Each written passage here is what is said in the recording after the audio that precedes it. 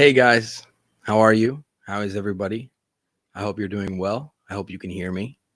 Um, it's been a minute, and I'm happy to be back. I'm happy to be here. I wanted to just touch base with you guys, come on the channel, see how you guys are doing, see you guys in the live chat, or see what you have to say about everything that's going on right now, how you're feeling, what you're thinking about the topic.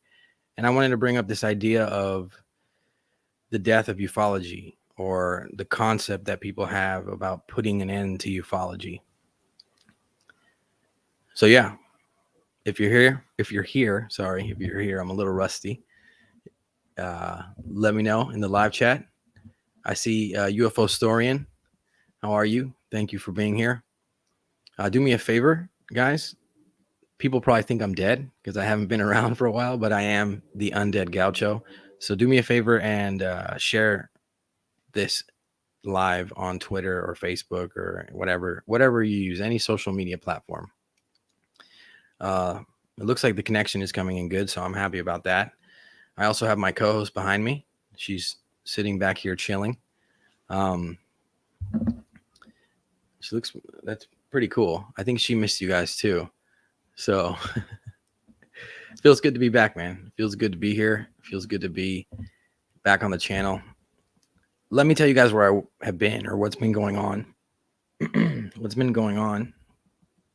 Nothing bad. I went on a trip. I went up to the north of Argentina. I visited lots of different spots. I went on a road trip with my wife. I went to Cachi, where there is a location called the OVNI Puerto. If you're following me on Twitter or on TikTok, I made a TikTok account too. I've had it for a while, but I started kind of using it a little more just because it's easy sometimes for me to make a short piece of content and get an idea out and put it there and see kind of what happens. One thing though, if you are on TikTok, I know it's like for the kids, but if you are on TikTok, check me out. Go find the Undead Gaucho on TikTok and follow me, because I'm in Argentina. My content is in English. The algorithm on TikTok kind of just shares. It shares your content depending on your location. So in the beginning, I was trying to like take out the SIM card and put in the SIM card and do some crazy technique to try to get it shared all over the place, but I don't think it worked that well. So yeah, so I went on this trip and we went to the north of Argentina. And as many of you know, we've talked about it here on the channel before. Argentina is kind of a UFO hotspot, and everywhere I go, when I leave the city, even Buenos Aires, like there's cases from Buenos Aires, but anytime I leave the city, the environment changes so much when you get far enough, when you get close to when you get higher up or lower down on the map here, it starts to look like you're traveling to different planets. Like every few hundred kilometers, every hour further is like a different environment, a different habitat. And I went to like salt flats. We did everything kind of. But I did get to go to some cool spots, and I actually like picked them on purpose. And my wife is cool enough to be like, yeah, we should stop there because your channel is going to want to see that. The people that are part of your community are going to want to see that. So we should stay there. When we went to the OVNI Puerto, which is located in Cachi, which is why I have this hat on. I got it there. I liked it. I thought it was pretty cool. I have the Undead Gaucho hat hanging over there, but I'll grab it in a little bit. But when we went to Cachi, first of all, it's like one of those cities that kind of like stayed in time, like the old Spanish church in the middle of the town square with like very Argentinian, like real Argentina. So I got to kind of see my roots and go to Cachi, and we stayed actually a few blocks away from the OVNI Puerto. I had no idea that there was like houses around this location. Now the story with it, I'm going to make a video about it once I have some time. But the story with this location is that somebody had a close encounter, basically, right? I'm going to give you like the gist of it. Somebody had a close encounter, and it inspired them to create sort of like I would say a rock formation or rock art, right? A piece of art that faces the sky, kind of like the Nazca lines. And it's OVNI Puerto is UFO airport, basically translated. And Yeah, we were right next to it. We were super close to it. So that was pretty cool. I also stopped in Cordoba. So I know a lot of you know that in Argentina, there's this festival that happens, a UFO festival in Capilla del Monte, which is a town in Cordoba. I have family in Cordoba, so I go all the time to Capilla del Monte, like every 2 years or every year I go. And yeah, we stopped there and we stayed also at the base, like as close as we could to the Uritorco. Now, the legend with the Uritorco is that inside of that mountain, there is a secret city, a race of beings, a city called Urks. And a lot of people go there to do like, to find themselves spiritually or to do retreats or to hike the mountain. I did hike the mountain a few years ago with my wife, and I promised to not do it again, because we went up and there was no trees. It's kind of like there's no trees to give you shade, and it gets hot in Argentina. And at that moment, we went up kind of late in the day. Not a good idea. I was so sunburned, it was hilarious. Right, I looked like a red lobster by the time I came down. But I did see some strange lights there a few years ago over the Uritorco, over that mountain. So I love going back there. Now, one thing about this trip is I expected, because of where I'm at in my mind and what I'm doing here on this channel and how I'm thinking and how I'm trying to kind of like experiment with myself on this journey to try to get closer to the truth or try to make contact, whatever it is, right? I thought, you know what, maybe this time I'll put myself out there and I will actually have, a face-to-face encounter or something that I can bring home with me, because this is, from my journey. I want to see this. I want to do this. I don't just want to read about it all day. I don't just want to look at government files. I want to experience this. And nothing worked. Nothing that I tried worked, right? People tell me about CE5, and I've been thinking about CE5, and I've experimented with CE5 and sort of consciousness, trying to use my consciousness to make contact a few times, because I'm open to the idea of consciousness having or playing a role in our relationship with the phenomenon, whatever that may be. I'm totally open to that, because I think it's there, right? I think it's pretty obvious. If you look at like cases throughout time, you'll see that even the beings themselves, people say they don't speak, they communicate telepathically. Like there's some kind of other connection there that we're not seeing. So I'm open to it. And I've experimented with it on the channel. You'll see videos from a long time ago of me trying to do it. One time where it failed, another time where I saw some strange blue flashes, which is normally like what I've seen strange in the sky. Now, I've had other strange experiences. For those of you that have been following me for a long time, know that you maybe have seen the video or heard me talk about it on another channel. And I have had an experience with something that was strange. I've had experiences as a kid, but nothing where I could say like, oh, this is the UFO phenomenon. This is related to the phenomenon, even though I believe that it all ties together, right? I believe that it is all intertwined. I think the rabbit hole is beautiful in that way. It's fascinating in that way. And when I started the channel, I didn't know where to go with it. And UFOs is something that is constantly on my mind and has been on my mind and has been something that I've looked into since I was very young.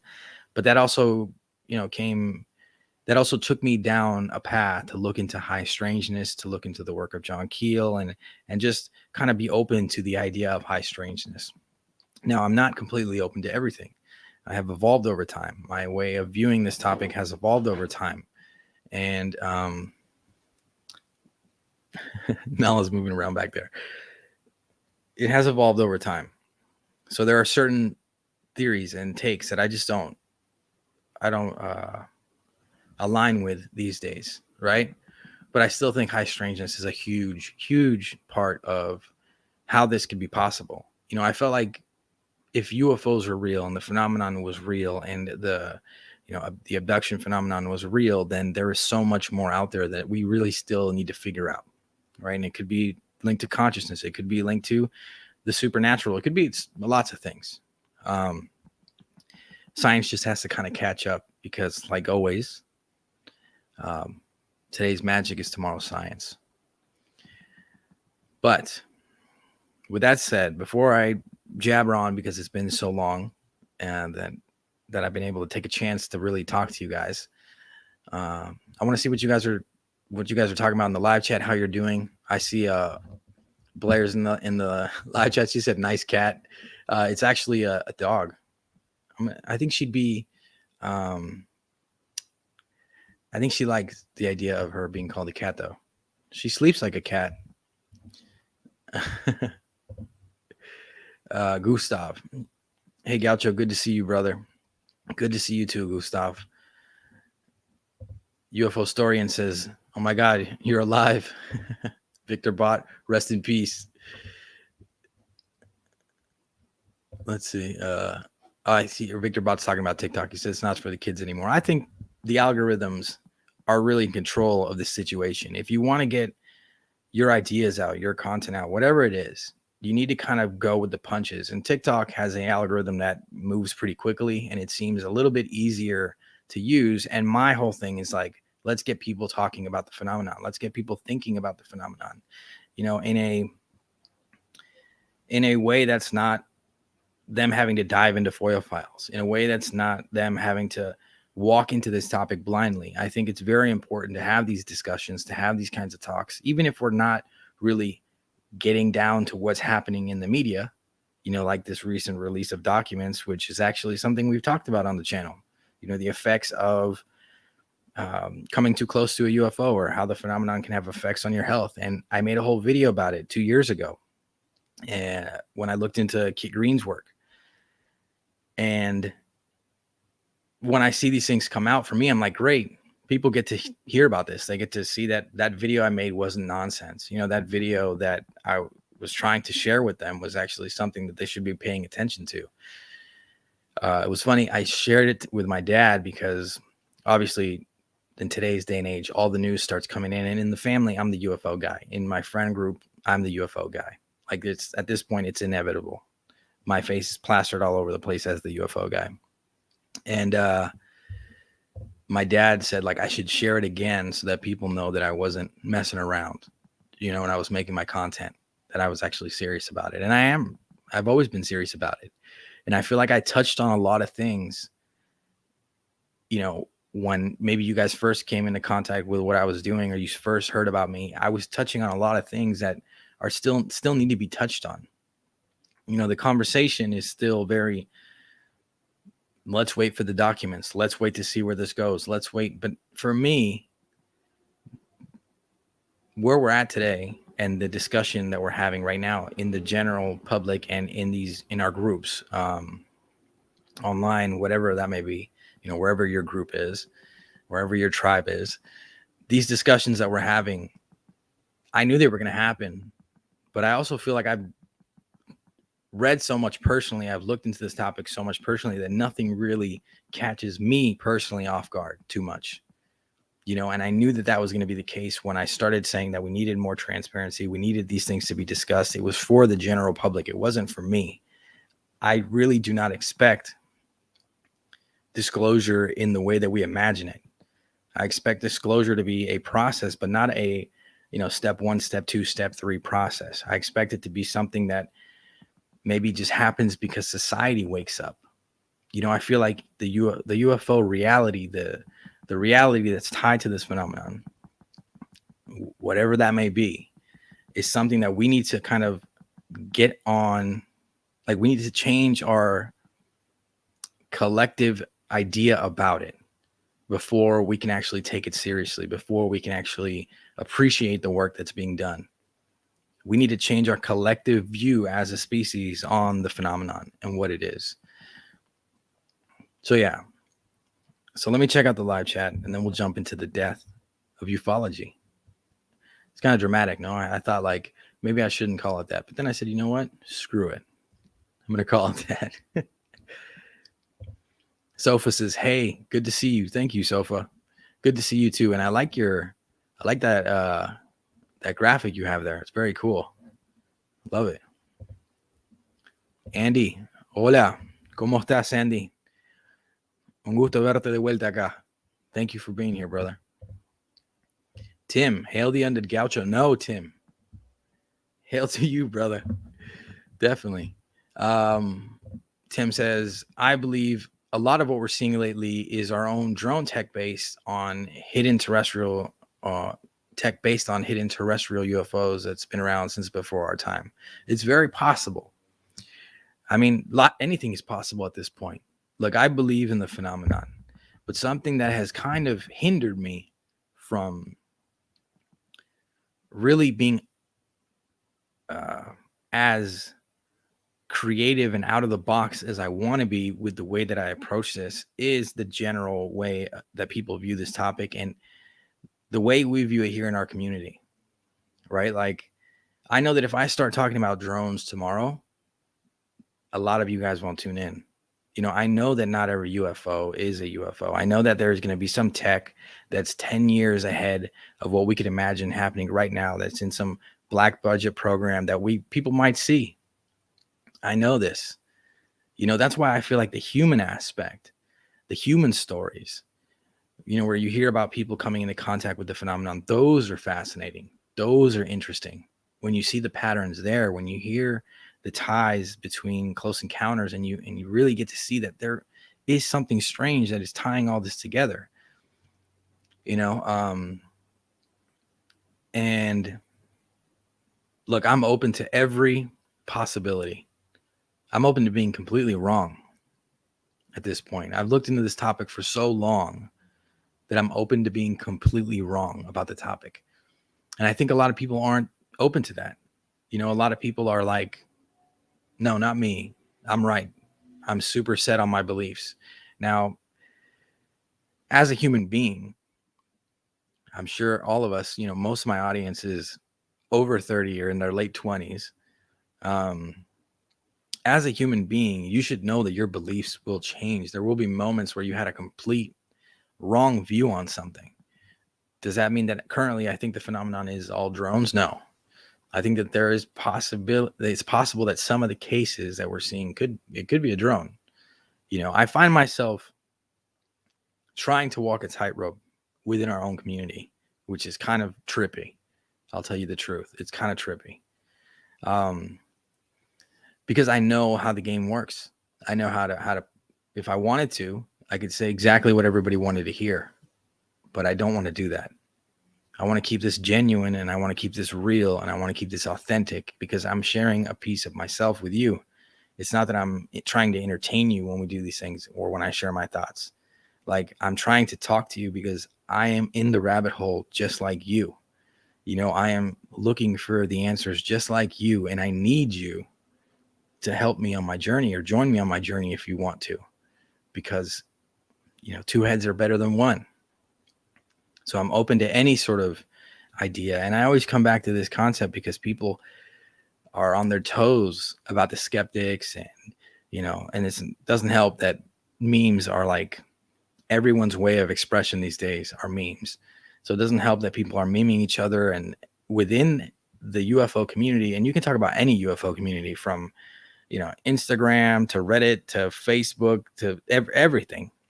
In the if you look at the messages on TikTok videos, you know, the little, I guess, the messages in the TikTok videos and stuff like that, you'll see like the same kind of disruption, you know, like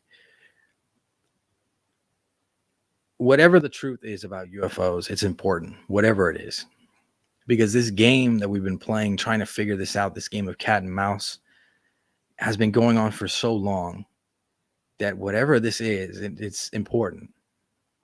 You know, I value the work that I've taken in and the things that I've seen and the things that I've read and what I've looked at. You know, I value it and I take it in as knowledge, and it's in my backpack as I travel and try to figure out what the hell's going on, you know. But I've also been around for a long time. Imagine that there was a point where I thought Stephen Greer was awesome, you know, and now I'm like, I can't even really listen to him talk these days. But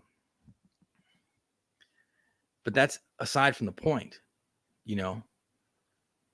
It's kind of crazy, you know. I think the last video I made or the last live we did was about snake oil salesmen and this concept of, we don't have the truth, so it's very easy for somebody to sell us a false truth. And that has been the situation and the position that we've been in since the very beginning. Now, does that mean that you can't tell when somebody's a snake oil salesman and be a little bit wiser and maybe not, maybe you buy a little trinket from them. You don't spend your life savings on the snake oil. I'm saying just wise up. That's what I'm trying to do. I want people to come into this topic because I know there's going to be people coming into this topic in the future because it's the direction we're heading in, right? It's becoming more and more of a topic that's being openly discussed, and it's the direction we're heading in. And you and I and all of us in this chat and everybody in these communities, we have all this knowledge and we have all this,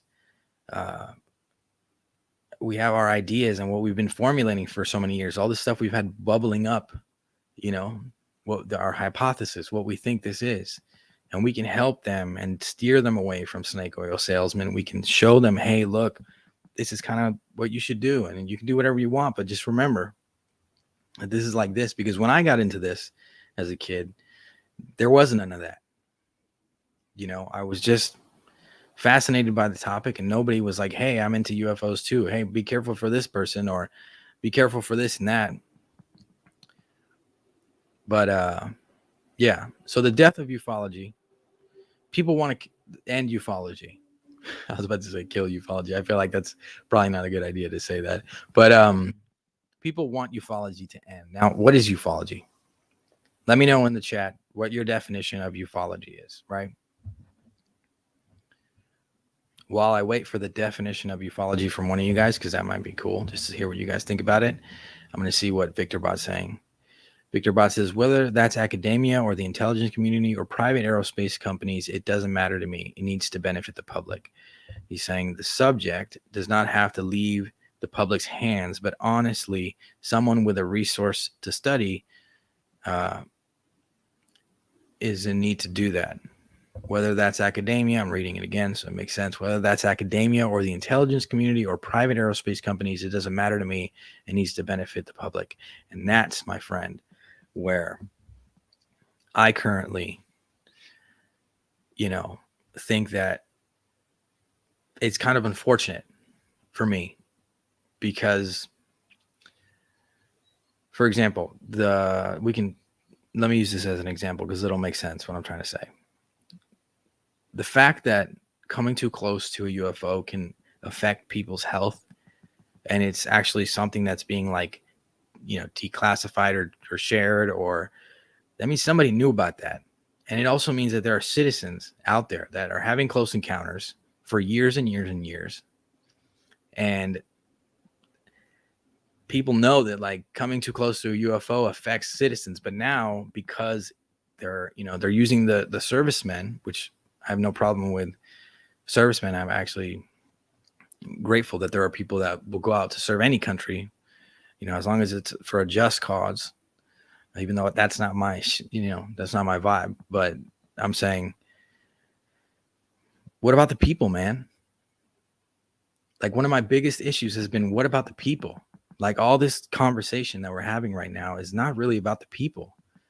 It's about intrusions over Navy vessels. That's what made it important. The rest of it didn't matter. It didn't matter if your grandma saw it.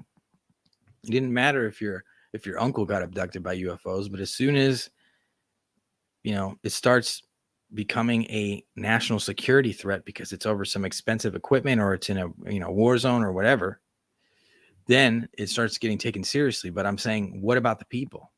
At the end of the day, that's my focus, and I agree with you. I think that this subject, doesn't have to leave the public hands, but honestly, people with resources need to look into this. I agree 1,000%, but I don't think it needs to be the government alone. I'm sorry. That's why I'm happy that the Galileo project exists, and I hope that it gets funded. And I'm glad to see that they were talking at that Bitcoin conference. I'm glad to see Avi Loeb at the Bitcoin conference. Yes, that is the future, man. We need to have the power in our communities to say, you know what? I don't care about your document, man. I got my own research project and I funded it with with me and Elon Musk funded it, and yeah, we don't need your FOIA documents anymore. We got all the information we need. Like, this is real. Like, I hate that ever since I was a little kid, I hate that one of the biggest retractors in the truth ever coming out has been this tango that we play with the phenomenon and the tango we play with the government. I hate that. I hate it. And I think that I don't think there's bad people in the government. I mean, I don't know. You know what I mean? I think that it's possible that we can get more transparency, but I'm not going to sit around personally, me, and just wait for, take a seat and let them do their job and you just forget about it. You know what I mean? Because that's kind of where we're at right now. Like, I keep trying to say, everyone has a voice. Everyone matters. Your hypothesis might be the right hypothesis in a couple of years. Let me fix my, your hypothesis might be correct. And you've been thinking about it forever. And yeah, man, I don't know. I would say this idea that I have and this problem that I have with, like, I don't think it's really focused on people right now. I think they're, the greater good of every citizen around the world is the most important part, is for them to know that the phenomenon is real. It's interacting with people, but that could have happened 10 years ago and it didn't. Am I going to forget that? No. Am I going to be grateful of where we're at now? Yeah. But at the same time, I'm not going to be like, yeah, you take care of it, because they obviously haven't done a good job of that. So I agree, though. We need more resources. And I am so on the same page that I wish I could do something about that. And I'm trying to figure out if there are ways that I could do something about that, about getting us more resources. You guys may have heard about me talking or seen some of my tweets or seen me talking or sharing stuff all online about the Martian token NFT project. And I've been also kind of talking about the UFO disclosure DAO. Now, back in June of last year, I shared a little bit about it because we're like working on it. We had some problems with the DAO, but a DAO is a decentralized autonomous organization, right? It's run on the blockchain. And what I created was a DAO that was nonprofit. And basically what it's for is funding UFO research or funding any sort of, maybe we use it to fund charities too, but it's the UFO disclosure DAO. Now, I know there's a new DAO floating around I saw it the other day on UFO Twitter, the UAP disclosure DAO, but the more the merrier for me, and my DAO is still in beta now. We're starting again, and we're going to launch it up again and see if we can get it to work correctly, so that we can actually do something, and I can actually do something and change the situation, because there are DAOs with lots of money, lots of resources, funding businesses, funding projects in different spaces. And I think that we need a DAO in this space to really change up the game and to level us up a little bit. We need that. We need to be able to say, you know what, we're not waiting for answers. I'm going to fund the Galileo project with the DAO. Like, that's what we need. And I know it might sound complicated, or people don't know what a DAO is, or what cryptocurrency is, or how to use cryptocurrency, or they don't believe in it, but cryptocurrency and all that space is really the future. It's like the beginning, Web3 and all that is really the beginning of the internet. It's kind of, like when people saw the internet come to fruition and they didn't understand it. I don't want to sound like Gary Vee, because I'm not a huge fan of Gary Vee, but I'm saying it is kind of like the dude has a point, So the DAO, nonprofit, people can join the DAO. They build the treasury up, and then the DAO votes on projects that projects would ask for grants, right? So they would come to the DAO, let us know what the project is, tell us what the goal of the project is, how much they need. And if the DAO wants to give it to them, the DAO gives it to them. Now, the power of a DAO is that, like, I don't own the DAO. I'm not like the boss of the DAO. The DAO kind of runs itself, and it depends on what the community in the DAO wants to do with the treasury. So I am totally on the same page as you, Victor Bot. I know I asked you guys what you thought what ufology was, but nobody told me. I think Andy said it's a study of the entire phenomenon. And yes, I think ufology is a kind of, that's true. I agree with you, Andy, but I think the negative side of ufology is this pop culture term that's been used to just classify people that think they're professionals at studying this topic. Now, I don't think there's anybody that knows the truth. I think there are people that are very versed and understand a little more than other people. You know, there's people that spend a lot of time looking into this topic. I would say that I researched the topic. So you could say, hey, the Gaucho, he's a UFO researcher, because I don't research anything else really, you know, like the way I do this. And I think after the hours I've spent looking into this throughout my whole life, I have to at least be like a researcher or something, you know. But I don't go around saying that I'm a ufologist or anything like that, because I never really liked the term, because I don't see myself as that. And some other people do. But I think the people that do see themselves as ufologists are normally the people that we don't really vibe with too much. So I understand the anger in the community and the anger that people have when they want to kill ufology, but we can't forget what got us here, man. We can't forget the good aspects of this. I hate that that happens. You know, we forget the John Max, the Stan Friedmans. We forget the good research that was done. Half the stuff we're talking about today, 80% of it has already been talked about, you know, and it's been looked into. And yes, just like you said, Vic, they didn't have the resources for it. You know, they couldn't get it too far because they didn't have the resources. Maybe society wasn't up to par with having the conversations that we're having today. But we can't forget the positive aspects of of I don't even want to say ufology, but ufology. You know, when I think of ufology personally, I've said it before on the channel, like looking into the topic is kind of like having an unhealthy relationship, because there's people that lie to you. There's people that, you know, show you fake stuff. It's just all over the place. But in there, in that story, in that legacy, there is some beauty, you know, and I don't think we need to kill anything. I think we need to evolve the topic. Remember the great researchers of the past. Remember the work they did. Remember their mistakes. Remember what got us here. This didn't start today, man. You know, I hate this idea that there's like, we're going to flip a switch and now we're in this new path. It's the same path. You know, even Lou Elizondo is going to like UFO conferences, you know, and people that really are into what Lou's doing want to end ufology. And I get it totally, 100%. I'm into what he's doing. But I'm like, hey, let's just fix this issue. Maybe stop using that term to, you know, maybe stop using the term, but like, let's chill out a little bit and remember the good stuff that we got too. You know, like it just, it has me thinking that people are so on their toes right now. And we could be having the same discussion in 10 years. We don't know yet, right? It could be that we learn a little more and that transparency happens, you know, a bit of transparency happens like it's happening now. But let's say, for example, let me throw an idea out there. What if you were to find out that, you know, UFOs are real, but they still don't know what they are? Because that's basically where we're at, right? It's basically the discussion we're having right now. So if they show you a video right now of a craft in the sky, but they're like, yeah, this doesn't look like human craft.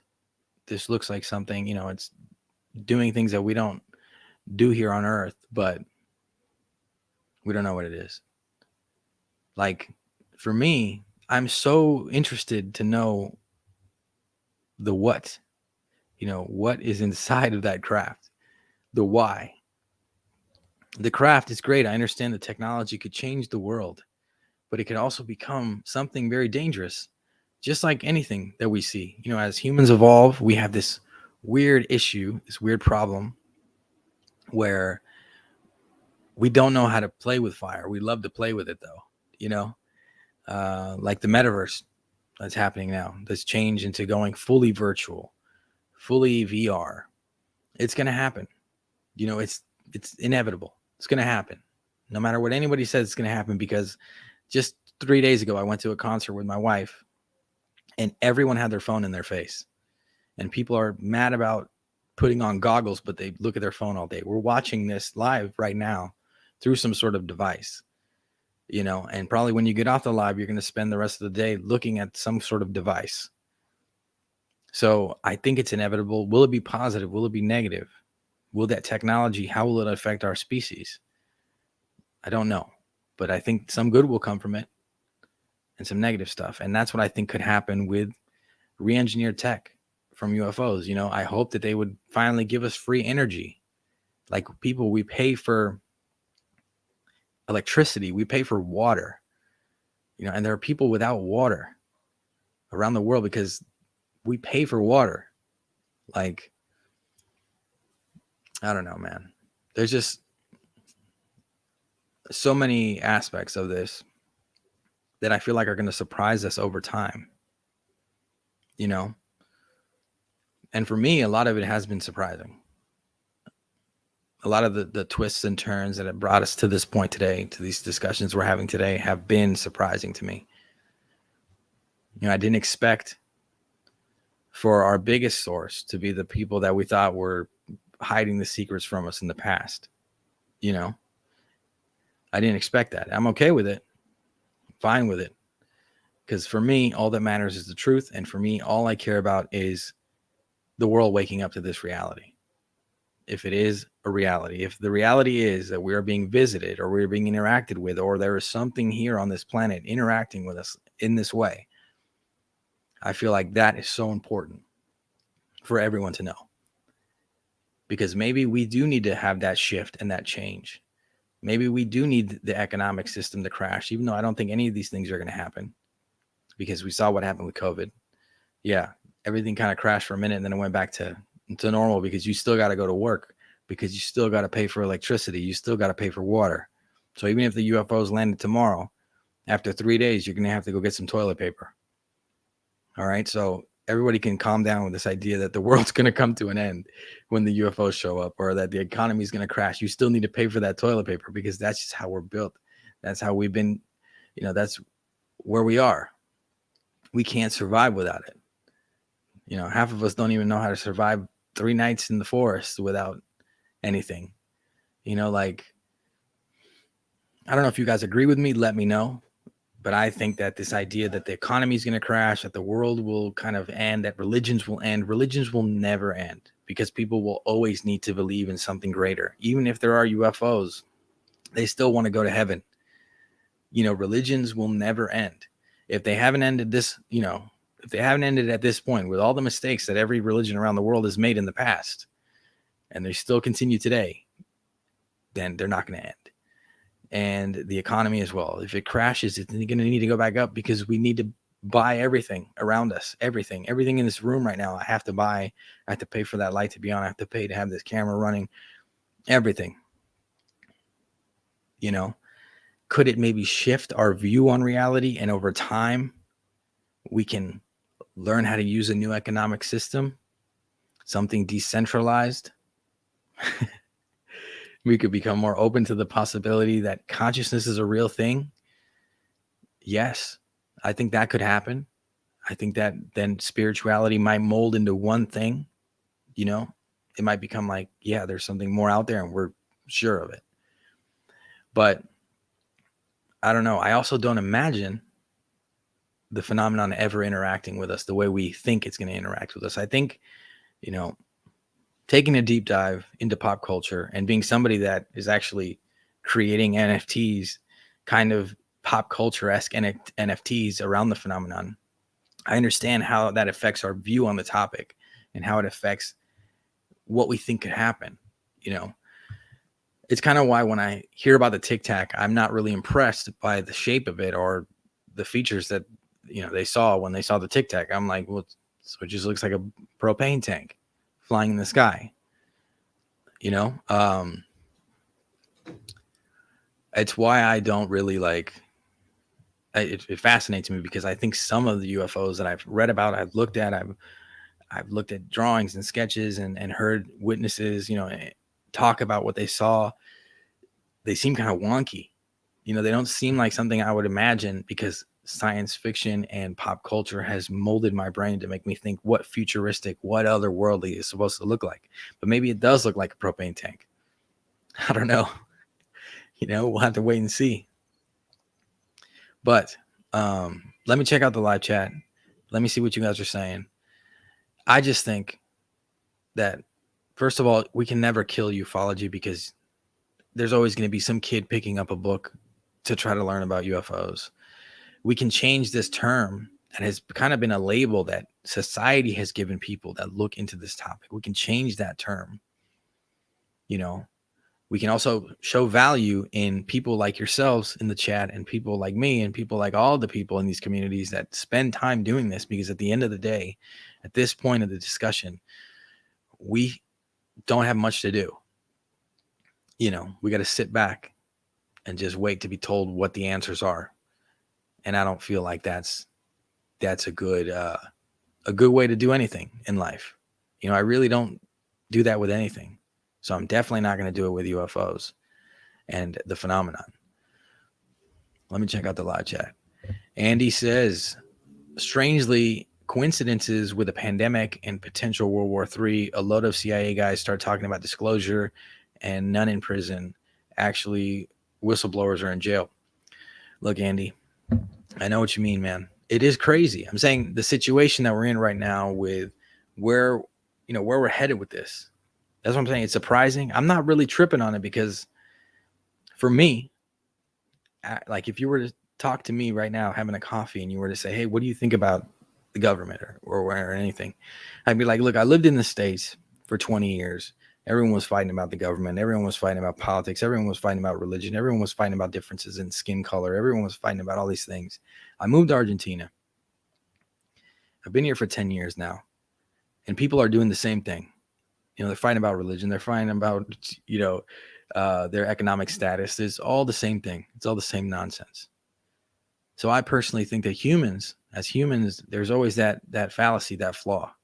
You know, I don't look at politicians as like, oh, they're perfect. They're going to tell me exactly what I need to know, and I'm going to listen to everything they have to say. Even Congress, any Congress around the world. I think everyone has their own mind, and they all know what they should be thinking and what they should be doing. You can take some tips. You can understand what you can't do, but I think that you also need to think for yourself. So disclosure can happen for the people, this government disclosure, or what we're having right now, which, again, let me be very clear that I don't have a problem with what's going on. I just think it's just a new playing field. It's something that, like, we need to think of a way to go with this, to move with this, because we don't have a choice. Like people like me that think the way I think, I don't have a choice. I need to be happy with what's happening, because that's all I got. I can try and make this DAO. I can try and, get myself some resources by launching other creative projects and doing other things and trying to do other things to get me somewhere where I can kick some doors down, where I can do something. I can try and do that, but that might not happen. Because at the end of the day, I'm just like anybody else in this search. I'm just another dude looking for answers. And I can try and put myself in locations like I did, on my trip. I can put myself in the middle of the dark and next to the base of the Uritorco, and try to center my consciousness and think open thoughts and try to get something to come out and reach out to me, and nothing might happen, but we still got to fight. We still got to try. We still got to try and find the truth. Disclosure will happen on its own clock. It will happen its own way. And we're just, we're not really part of that machine. We are part of opening up people's minds, opening up people's ideas, talking to your friends and family, letting, the youth know that, giving them a way to process this topic without being afraid of it, without being, turned off by it, without thinking it's evil. Like, there's so much work we could do in our own lives when it comes to this topic, and also work that can reflect into other things. And that's what I've tried to do. There was a month ago or 2 months ago before the trip, I was trying to talk about how if you look into UFOs, you got to be open-minded to a lot of other things. You can't just be like open to visitors from other realities and not open to visitors from another border or visitors from another country. Or you have to really embrace humanity for what it is, or else how can you understand a topic like this? You know, you have to be open and curious, or else how can you really understand the phenomenon? And people were like, I posted one video because I did a TikTok where I said, like, you know, sometimes you see people that have really strong hate in their hearts for different groups of humans or different ideas and different concepts. And you see them looking into this and you think to yourself, how is this person going to figure anything out if they can't even figure out their own species? And I tried to put that up. And as soon as I put that up on my channel, on the YouTube channel, because it's up on TikTok, as soon as I put that up, somebody left a comment and they were like, is this turning into some, I forget what they were saying, but basically saying like I was as some people love to use this term, snowflake. You know what I mean? Like I'm talking about things that actually matter. The phenomenon matters, but so do all the other things. And we need to be aware we need to be aware of everything else as well. Like, and you can learn about UFOs and it can teach you about yourself and it can teach you about the world around you and it can make you open-minded, because if I'm going to believe in UFOs and I'm going to believe that somebody got abducted by 4 little gray humanoid beings in the woods, you better damn believe that I'm going to be okay to sit down and listen to somebody talk about their beliefs and their religions or their sexuality or their ethnicities or their culture, or, you know, you better believe it, man. Because I'm not closed-minded. You know, looking into high strangeness, looking into the phenomenon kicked open those floodgates. And I'm open. I'm open to think that maybe people are looking at things the wrong way because they have looked at this topic the wrong way for many years. All right, so let's check out the live chat. Patricia, thank you for that comment. I'm using that little emoji. We need more alien emojis, definitely. And that's part of the reason why, you know, that alien emoji right there, this might sound silly to you guys, but you might have seen too on my on everywhere, I've been sharing this Martian token crew thing, and it's an NFT project that I'm working on. And the beauty for me of that is, like, I can be creative, I can create pieces, and I can create as many pieces as I want and put them on the blockchain. It is a little costly because I need to, you know, in the beginning right now, I need to mint. For those of you that don't know, there's like gas fees, which is like a charge that you get for trying to put things onto the blockchain. So your art onto the blockchain. And I'm paying all that out of pocket. So I'm taking my time kind of putting the collection together. But I'm happy because I get to be creative. I don't need to be focused on all the fighting and all the discussions and everything, all the negativity that's happening. I can just focus on what I want to focus on, then get creative, focus on the good stuff, you know, get creative again and continue. And it gives me the opportunity. Hear me out with this, because I know a lot of people, I lost like 2 subscribers for talking about the NFTs or sharing some videos about the NFTs. I did like one little short on the channel recently for it, because I was like, people need to know that I'm doing this, or else what am I doing it for? And I want people to have pieces in their collections. I want people to have Martian token NFT pieces in their collection, because, hear me out, right now, these artists are growing their projects in wild ways, you know, and they're building communities around these art pieces.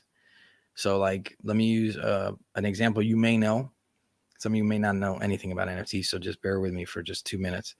But the Bored Ape Yacht Club, for example, super popular, super famous, started back in 2021, and it's a drawing of an ape, you know, cartoon that ended up becoming like super popular. Now Jimmy Fallon and just different celebrities have that Bored Ape, like that monkey drawing, that ape drawing, better said, as their avatars. And I was like thinking the other day, I was like, wouldn't it be beautiful if people had avatars with a gray on it, or people had avatars with UFOs on it, and it was popular and people wanted that, you know, they wanted it, even if they just wanted just to have it because somebody else has it, or they want it for different reasons. I want them to get a piece, maybe use it as a conversation starter. Maybe say like, oh yeah, you picked that up. Oh, what is that? Oh, some artist that draws, UFO art or art inspired by the UFO phenomenon. It's kind of funny, yeah, that's pretty funny. What do you believe in UFOs? And that's how it starts. It's kind of why in the past I've made t-shirts, or I've even do this, it's conversation starters. And I think we need to change the collective view on the topic. And it's not all going to be about FOIA documents and government documents and ATIPs and OSAPs. And it's not going to be all about that, because the teenagers don't care about that. Like the youth and the people that are going to be alive in 10 years and need to continue this conversation probably don't care about OSAP and ATIP. There's going to be a small group like me back when I was young. But what we want to do is challenge the mainstream idea of this and get it on everybody's tongue and everybody's brain. We need a new Close Encounters film. We need something amazing, something that really follows the data and follows what we know about the phenomenon, even if it's funny, even if it's cute, even if it's part of what everyone's doing, this meme culture, whatever. But we needed to have some kind of root into this topic, because even though they're telling you that the entertainment aspect of this is done, what is done are the channels like Alex Jones. What is done are the channels like, I'm going to say it, if you like it, I'm sorry, but Third Phase of Moon. What needs to be done are those things. What needs to grow and flourish are channels where people know what the hell they're talking about, or like are open to learning and are open to searching for answers instead of telling you what to think or yelling and having extremist ideas. Like, there's so much space still for growth in this topic, but we need to reach out to different communities. One thing I noticed too, I don't know if you guys have noticed this, but like, I'll see the same 5 people arguing constantly back and forth. I'll see the same conversation about the gimbal footage constantly. I'll see the same theory come out constantly, the same attacking of some person constantly. And it's like, what like the gimbal, for me, the gimbal video served its purpose. If we find out what it is, if there's a longer video out there, great. If I see it, awesome. If I don't, whatever. I think it served its purpose. It came out, it started this whole discussion. It got looted to the point where he needed to be, where he's at right now in this talk. And that it kind of pushed the ball forward. And that's what that was for, because we don't have the full footage. We don't have any more data. It's like, that's it. We can speculate all we want about it, but like, that's what that's for. And even for me, like I said earlier, if I got a clear HD version of that video, I would still be like, okay, now there's going to be a whole discussion about how this is some tech that we don't know what it is. It's human, because human beings are ego driven. A lot of there's a lot of us that aren't, but a lot of us are. The collective is very ego driven. Even I catch myself, all the time. I catch myself thinking, oh man, that was the wrong way to approach that. That was the wrong way to think. That was the wrong way to view that idea, or to do, and my ego gets in the way. Definitely. But yeah, so let's not kill ufology. Let's evolve the topic. Let's remember that ufology is a pop culture term that was used kind of to make people that look into UFOs kind of look a little silly at times. But there's some beautiful work that was done in the past. There are some amazing researchers that their work is being highlighted right now.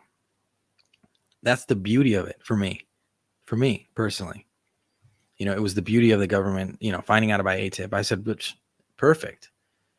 I knew that there was something, Project Blue Book sign, all this stuff existed. It's happened in the past. Why wouldn't there be something now? I never believed that there was nothing to the phenomenon. So yeah, I kind of had a lot to talk about today. I want to see what you guys are saying. I see Jedi Camper. What's up, man? He says, sorry if you answered this. Where does your insatiable thirst come from that keeps you going? What are you most excited about learning? I wish it was insatiable. But I'll be honest with you guys. when you see me drawing things or you see me working on projects like that, you might, people might hate it. They might think this is the dumbest thing I've ever seen, the NFT thing or the DAO, working on the DAO or doing this. Some people don't know why I do this, but I love being creative. For me, it's like, I'm not happy if I'm not creative, if I'm not looking for the truth either. It's like, that's why I never stopped looking for answers when it comes to this phenomenon. It's always sitting in the back of my mind because I don't know what the answer is. And it's been that way forever. And creativity for me is like medicine for my soul. And now that I'm older, I think this year I came to the realization, I told my family, like, the only thing that really truly quenches my thirst, that keeps me going, is being creative. So I think me being creative helps me just level myself out and be myself 100%. And sometimes it's doing this, sometimes it's creating a video on my channel, sometimes it's even like something that people may not even consider being creative. But like, even if I make a TikTok with an idea or a hypothesis that I have and I share it, I take it in and I got to edit it a little bit, throw some color on there, tweak the colors around. That for me is fun. It's beautiful. Telling stories, creating stories. It's amazing. And for me, that's why I do it, man. Thank you for that question. That's a beautiful question. That was like a real personal question. Andy says, the U.S. is at war with anyone in power who wants socialism for the people of their country. Actual fairness. You cannot even mention the word. In Europe, people understand it. Look, man, like I said, I'm not the guy to talk about any of that stuff because I don't even I've paid so little attention to like politics and things. I think it's, sad what's going on right now in Ukraine. I think it's horrible, but I also felt really bad when when the war in the Middle East was happening, when the war in Syria was happening. I felt terrible for the people, for every side. I think war is just, it's ridiculous because the people that started the war aren't even fighting in it. The ones that are fighting in it are you and me, So if I really go deep down the rabbit hole with you guys on that, you'll be like, oh man, Gaucho does not like anything. He doesn't like any of that stuff. No, it doesn't bother me though. Like, I don't get angry about stuff because I don't think every politician is going to be a good guy. I don't expect every person to be a good person. So I don't get angry when I get let down. I don't get angry when I get lied to. I go like, oh, yep, I kind of thought that was going to happen. I saw that one coming, bro, but I should have known better. Snowflake is just another term to divide normal people. I think it's, tell me if that's, for some reason, that term has I don't even know why it affects people. I think it's the dumbest insult ever. But let's see. Andy says, James Fox is working on a phenomenon too. I think he is. And I think the last thing I heard about that is he was filming in Brazil. An interesting case in Brazil. I know there's that, I'm forgetting the name of you guys know, definitely. The name of this case where they saw a little humanoid. These girls see this humanoid and I think they took it was alive and they took it. The government takes it or whatever. I have to reread it again, but I'm forgetting the name. It's super famous, the town in Brazil. I would look it up on Google just to look smart, but I'm not going to do that. I'm going to show you guys that years and years of research. For me, I'm not like Richard Dolan. I need to take notes. I need to grab things. I need to, I know what you're referencing. I know exactly what you're saying. I know the story that Fox is working on. There's a statue actually in that town of the being, which is something we should talk about too one day, which is how UFO tourism is a real thing. You would not believe the amount of people that were at the OVNI Puerto and the people that were showing up at the OVNI Puerto. UFO tourism is a real thing. So some of these places, they get these cases that come up and happen there. Then somebody profits off it, or somebody, the legend spreads and this tourism happens. And then it just kind of evolves. because the story starts to change. You know, the town becomes a UFO town, and everything starts to get a little messy from there for me. From what I've seen so far in Argentina, some of these towns that like, where they're like known for UFO sightings, they're a little messy. Oh man, Andy, I'm forgetting the name of this place in Brazil. Somebody knows. There we go. Walker, thank you. Andy, thank you. Varginha. There's a Brazilian girl in the chat. She'll probably know how to pronounce it better. Varginha. But I'm horrible at Portuguese. I understand a little bit of it, but I can't speak it. I think my wife's coming home. I told her to just come in, even though we're doing the live. I'll probably pick another time for the lives, as always. They're still all over the place. Hey, sweetie. So Varginha. Oh, you guys should check this out too. The other day. I always say the other day, but sometimes it's like 3 months before. But I shared. There's a video game. There's a Varginha video game. I'm saying that's how popular that case is in Brazil. There's a game that was made, I think, for PC, and it's pretty cool. You can actually download a mod version of it, like an emulator version of it, or an emulated version, I think is how you would say that. And you can play it. I should figure out how to get you guys that. That'd be pretty cool, huh? We could do like a walkthrough of the game. That'd be kind of fun. Sofa says, I'd love to hear your thoughts on the woman in white I've been researching. Sofa, I think that archetype is interesting in the sense of like, tenés La Llorona in Mexico, which is a woman in white. You've got, religious figures, the woman in white. I think it's an archetype. And I also think that if the phenomenon has the possibility to present itself to us in a way that makes us feel more comfortable, there may be people that are more comfortable with seeing the woman in white, like that, like somebody might be comfortable seeing an angel come out of the sky, or a religious figure from the books, that they grew up reading. I think it's a tricky one there. And I've said this before on the channel, like the time that I stopped really looking into this topic was when I got into Jack Keel. I was going to say, I mixed Keel and Vele's name right there. When I got into John Keel's work and Jack Vele's work, it got to this point where it was like not physical, and there was no physical craft. And John Keel was like, after looking into the years into the topic, he felt like there was this trickster element to it that we couldn't really figure out what it was. And I was like, well, now how do we figure that out? Because anything could appear to us. But I think there is an interesting pattern in cultural, archetypes, or ancient archetypes, or religious archetypes throughout the world. And you're definitely onto something looking into that, because it is fascinating. I think all that stuff is fascinating, because for me, all those religious archetypes, all those different characters we see coming up in different cultures around the world, they are they're just reflections of something. So I think it's amazing to look into. The 4 colors, the bovines, etc. The 4 colors. Let me know what that is. Let me see another comment. Walker, did you ever get a chance to catch up with Juan Perez from Witness to Another World documentary? No, I did not. I didn't get a chance. I wish I had. I did almost see Ngachi. There's a UFO researcher there.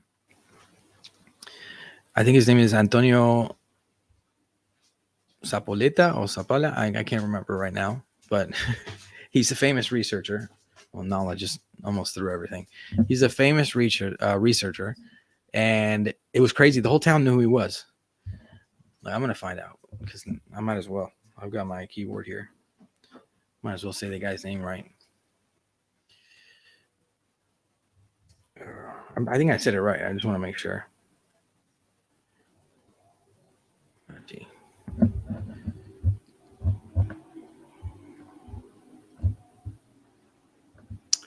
No, I can't. I'm not going to be able to find it. He's like in a few. He's known here as a researcher. He's actually got like he claims to have like a skull, an alien skull.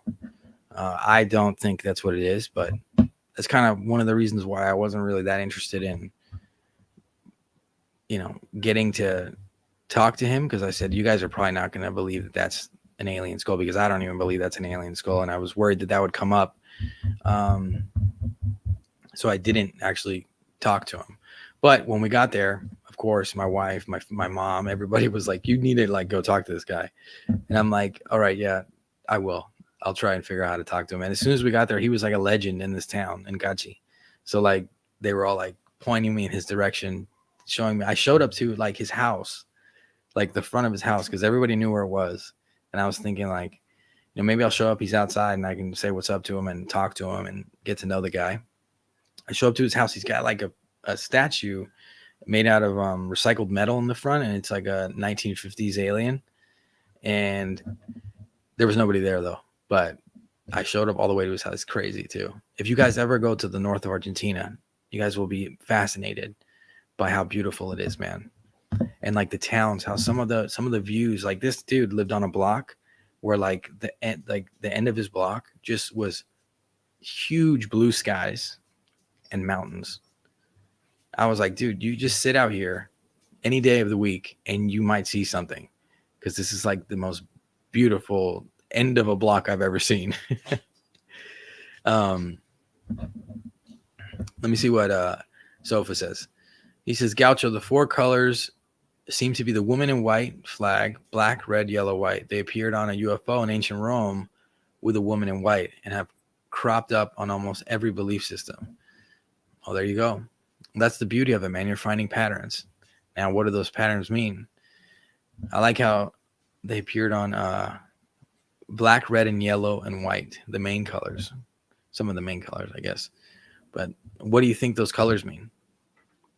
Native American medicine wheel, Krishna's incarnations, Yamataka's mandala, 4 stages of alchemy, 4 Aztec forces of nature, 4 humors of medicine, 4 horsemen of the apocalypse, and many more. So the number 4. I think that's beautiful. I think that you must be having a blast looking at all that, man. Same colors as the UFO in Rome and China. Beautiful. I don't know, man. We should have a little deep dive on that. That'd be fun. Just let me know like what your take is on it. 100%. I think I might do some Twitter spaces too, just so I can like chat with you guys, give you guys the floor, or start just letting you guys jump in on these lives and like let me know. Shoot me a DM, say, hey Gaucho, I got something I want to talk about. Shoot me a DM and we'll see if we can work it out, because basically I'm talking to you now. So I don't know why there wouldn't be an issue with bringing you on to the channel and stuff like that. But right now, like I said, I've kind of been all over the place because I'm doing this NFT thing. I'm creating one every day. I'm trying to figure out how to like get that somewhere, because I know that it's a complicated topic because it's a new topic, the NFT space and all that stuff. People don't want to hear about that. People don't care about that. But if you have a portfolio in crypto or anything, and you understand what I'm trying to say about it being the future and how it could actually leverage us a little bit in the search for the truth. Like if the UFO disclosure DAO works and we can actually have a real treasury that we can give, we can fund research projects with, we might be able to like completely change up the game and not have to wait around for answers. So we'll see how that all plays out. But for now, I'm going to keep being creative. I want to thank you guys for being here and for taking the time to talk to me always, and always being cool and riding with me. I know that sometimes I'm not around, and these past 2 months have been, I was gone for like almost a month, and then I came back. My brother was here visiting, so I was hanging out with family the whole time.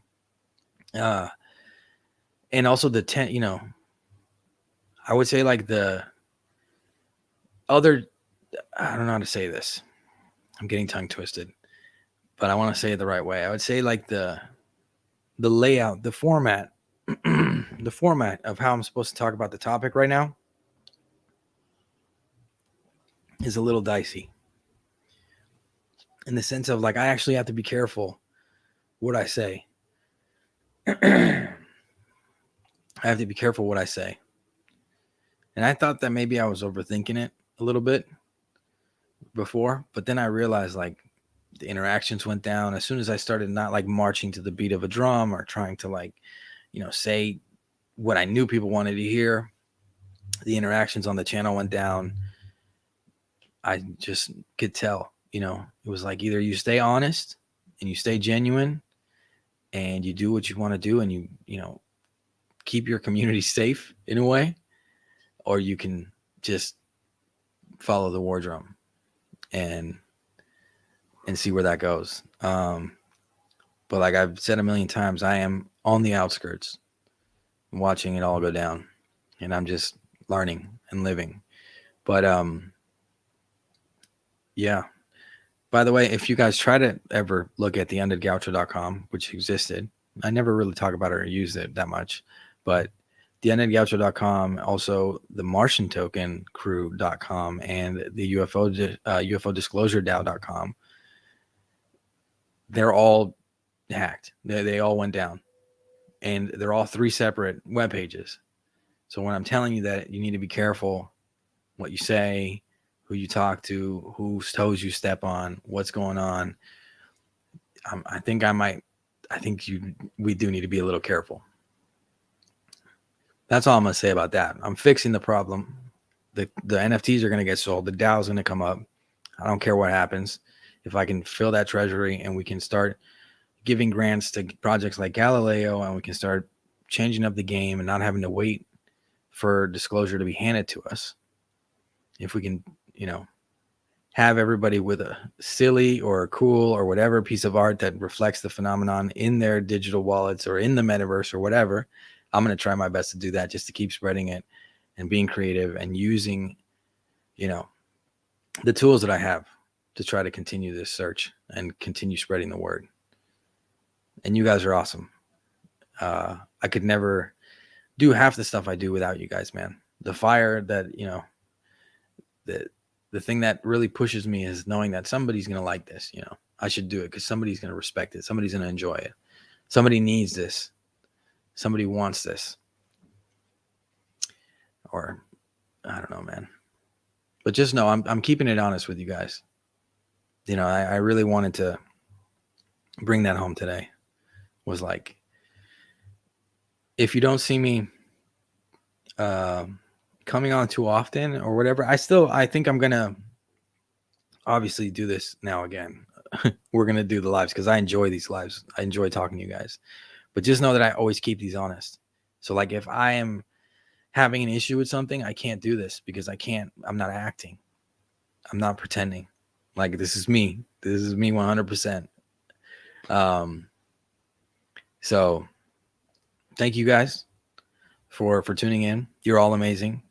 You're all wonderful people. Keep searching for the truth. Keep thinking outside of the box. And we'll talk very soon. Very, very soon. Thanks.